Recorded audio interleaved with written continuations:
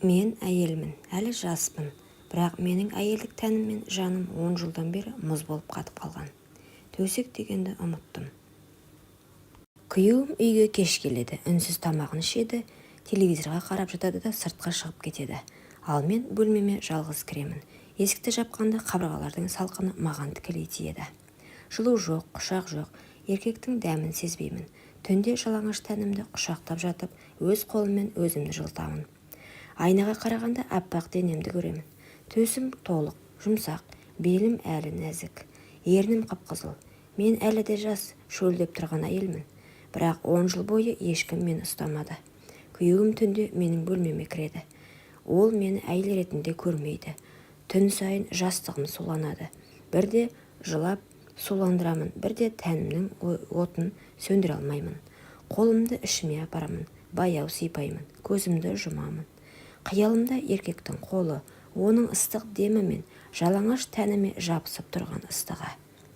Мен ыңқылдай бастаймын. Ах, деп үнсіз ғана сыбырлаймын. Дірілдеп өзімді босатып қоямын. Содан кейін жылап жіберемін. Өйткені мен әлі әйелмін, бірақ мені ешкім құшақтамайды.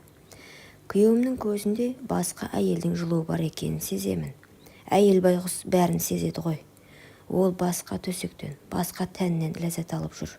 Ал мен 10 жылдан бері қатып қалған бөлмеде, қатып қалған төсекте өзімді өзім жұбатумен келемін.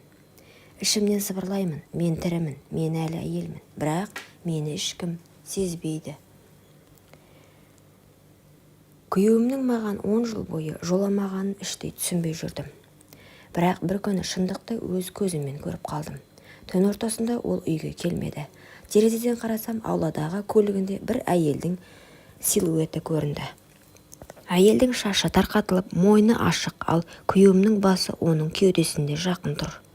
Жүрегім тоқтап қалғандай болды. Қолымнан жастығым түсіп кетті. Жалаңаш денемді орамалға орап, терезеден қарауды жалғастырдым. Менің күйеуім басқа әйелдің төсін сүйіп отыр. Мен 10 жыл бойы бір сипауды аңсадым, ал ол бөтен әйелдің денесін қалап жүр екен. Ашуым да, қызғанышым да, өкінішім де бірдей көтерілді. Көзімнен жас парлап шықты, бірақ бойымдағы бір ол кенет қайта тұтанды. Демек, ол басқа әйелдің тәнін сүйеді. Демек, мен әлі де біреуге керекпін. Менің де тәнім бар, менің де әйелмін дедім. Айна алдына барып халатымды шешіп тастадым. Өз тәніме қарадым. Аппақ төсім дірілдеп тұр. Белім әлі де нәзік, бұралған. Ернім қандай қызыл. Ол мені көрмеді, бірақ басқа еркек көреді деп сыбырладым өзіме. Сөйтіп кек алайын дедім. Сол түні ұйықтай алмадым. Қолымды төсіме апарып баяу сипадым. Екінші қолмен төмен түсіріп, денемнің ыстығын сездім. Аузымнан ыңқыл шығып кетті. Ах, мені де біреу осылай ұстаса ғой дедім. Төсегім дірілдеп, тәнім шөлін қандыра алмай жатып, өзімді қинап шықтым. Ал күйеуім сол түні бөтен әйелдің төсегінде менің жанымды өртеп жіберді. Сол сәтте шешімім пісіп жетілді. Мен бұлай өмір сүре алмаймын. Мен де әйелдік бақытымды табамын. Мен де тірі екенімді дәлелдеймін. Таң ата менің көзім ісіп кеткен еді. Түні бойы жылап шыққан едім. Түні бойы өзімді қинап шықтым. Ал күйеуім таңертең кіріп келді. Үстінде бөтен әйелдің иісі. Менің жаным қиналып, қолым қалтырап кетті. Қашанға өз-өзімді қанағаттандырып жүремін дедім. Мен оның бетіне қарауға батпадым. Ол мені байқамады да, үстелден нан жеп телефонға үңіліп отырды. 10 жыл бойы осы өмірде көндім. Бірақ бұдан әрі шыдай алмаймын деп ойладым. Сол сәттен бастап менің қолым қалам іздеді. Қағаз алдым. Қолым дірілдеп, бірақ жүрегімнен шыққан әр сөзді жаздым. Хатым, енеме, мен сізді сыйладым. Осы үйдің бар тәртібін ұстандым. 10 жыл бойы ұлыңыз менің қасыма жатпады. Жатқанмен мені қандыра алмады. Мен әйел болсам да еркектің құшағын көрмедім. Түн сайын жалғыз жаттым. Шөлдеп, жылап, тәнімді құшақтап шықтым. Ал бүгін оның басқа әйелмен болғанын көрдім. Мен бұдан әрі шыдай алмаймын. Менің де жүрегім бар. Менің де тәнім бар. Мен де әйелмін. Мен кетемін. Мені сөкпеңіз. Мен тек өз бақытымды табуға барамын. Хатты жастығымның үстіне қойдым. Орамалға оранып, шашымды тарқатып, айна алдына қайта қарадым. Көзімнің іші жасқа толы болса да, жүзіме бір жалын бітіпті. Мен өзіме іштей уәде бердім. Мен тірімін, мен әлі жаспын. Мен өзімді өлтірмеймін, мен өз бақытымды табамын. Сол сәттен бастап менің жанымда басқа бір күш оянды. Бұл мені еркектің қолы, еркектің дәмі аңсаған әйелдің күші еді. Үйден шыққан күнімде менің жанымда жеңілдік те, қорқыныш та болды. Енемнің бөлмесінде қалдырған хат менің соңғы үнсіздігім еді. Ал алда белгісіз, бірақ жүрегімді тарқататын бір әлем бардай сезіндім. Көшеде келе жатып мен өзімді өзгеше сезіндім. 10 жыл бойы тұншыққан әйел енді еркін демалғандай еді.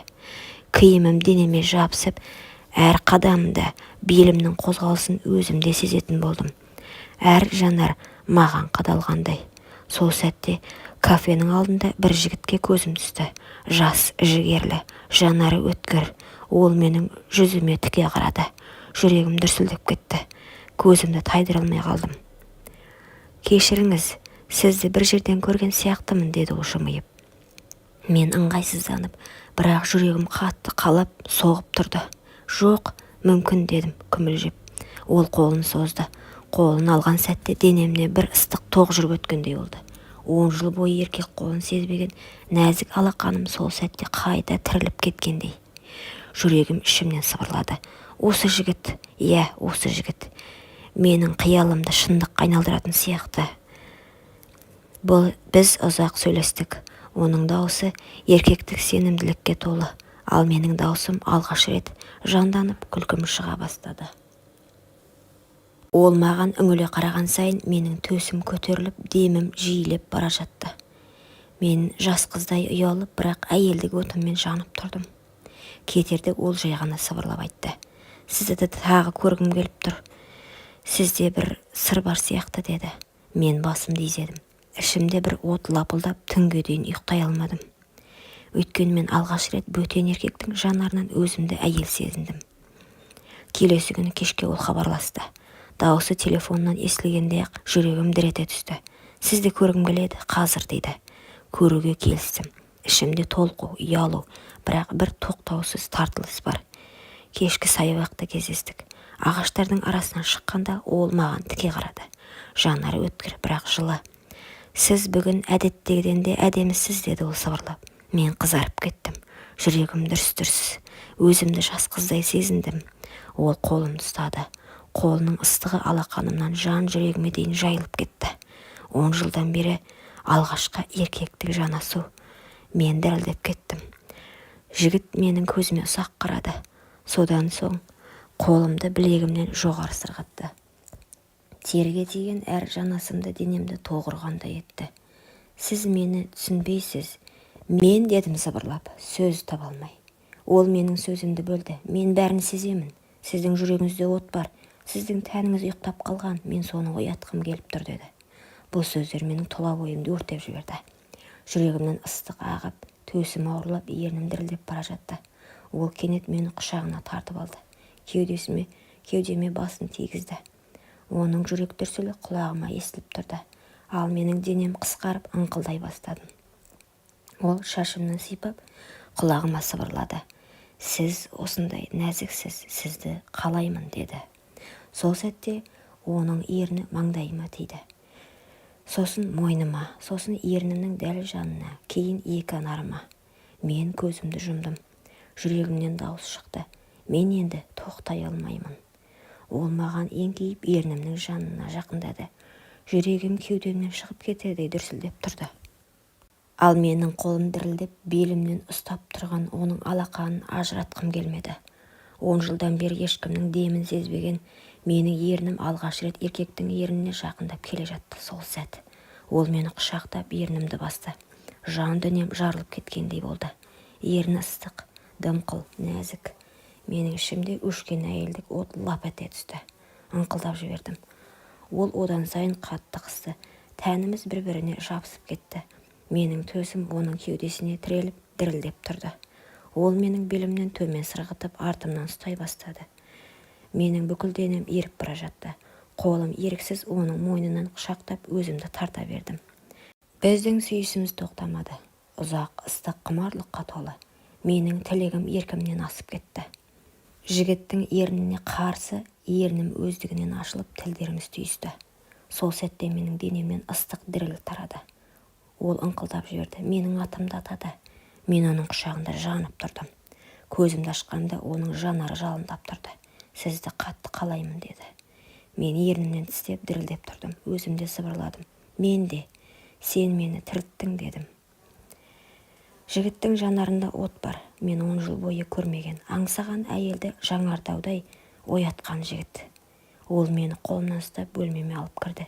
Есікті жауып маған тіке қарады. Сол сәтте жүрегім дүрсілдеп қана қоймай, бүкіл денем дірілдеп тұрды. Сіз дайынсыз ба деді ол. Мен көзімді жұмып басымды изедім. Даусым дірілдеп шықты. Иә, мен сені қалаймын. Ол жақындап мені құшақтап сүйіп жіберді. Мен ыңқылдай бердім, тоқтама.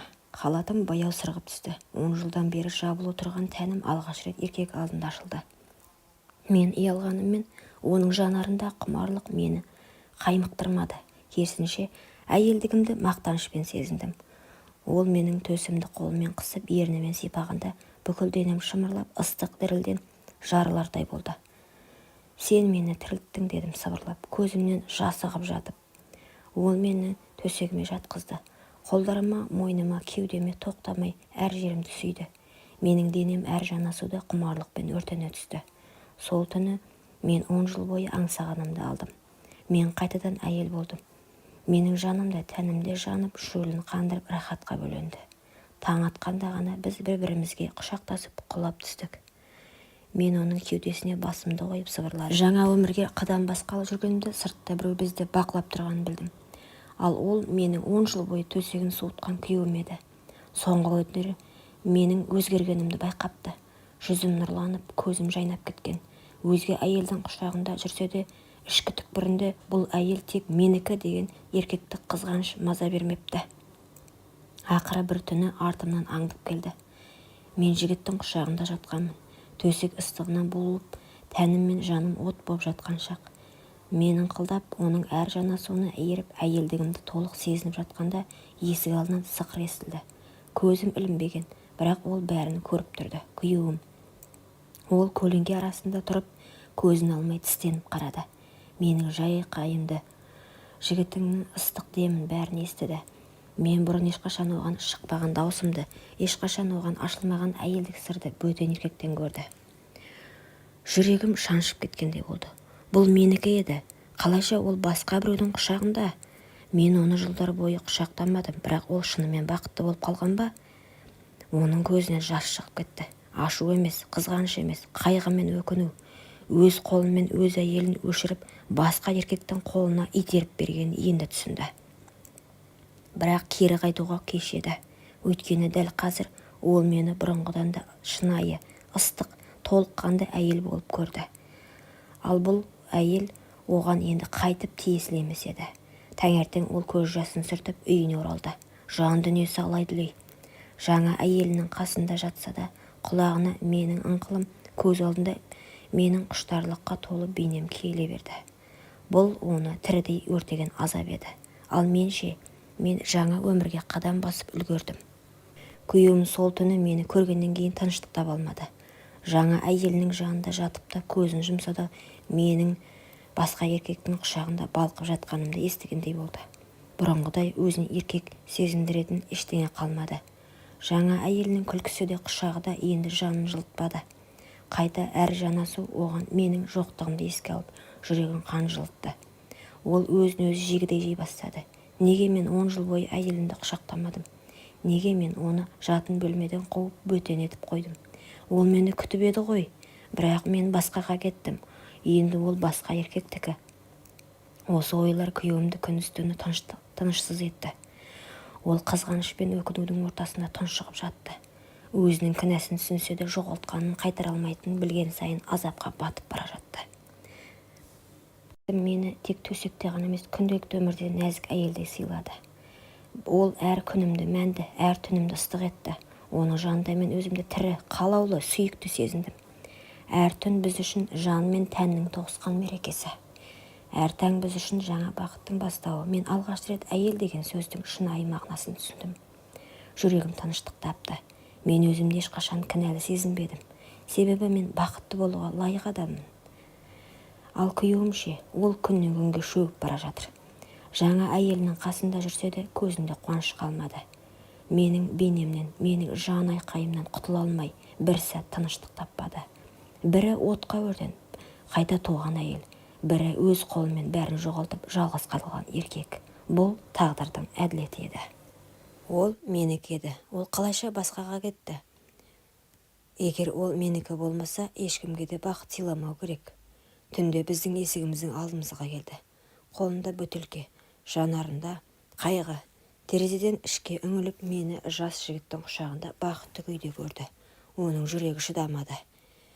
Бөтелкені сығып тұрып қабырғаға лақтырды. Дауыс шыққанда екеуміз селк етіп терезеге қарадық. Қараңғыда күйеуім тұр еді. Көзі қанталап кеткен. Сен менікі едің, деді. Дауысы дірілдеп шықты. 10 жыл күткен әйел. Сен қалайша? Жас жігіт орнынан атып тұрды. Ал мен тұрып байсалды түрде күйеуіме қарадым. Жоқ, мен сенікі емеспін. Мен әйелмін. Менің жаным, тәнім, жүрегім бар. Сен 10 жыл бойы соны өлтірдің, ал ол мені қайта тірілтті. Бұл сөздер оны күйретіп жіберді. Күйеуім жерге тізерлеп отырып, басын ұстап айғайлап жіберді. Мен сені жоғалттым. Көзінен жас ақты. Ол басын көтерді де қолын жүрегіне қойып, мен енді сенсіз өмір сүре алмаймын, деді. Сол сәтте ол жанұшыра орнынан тұрып есіктен қашып шықты. Бірақ артына қайтып қарамады.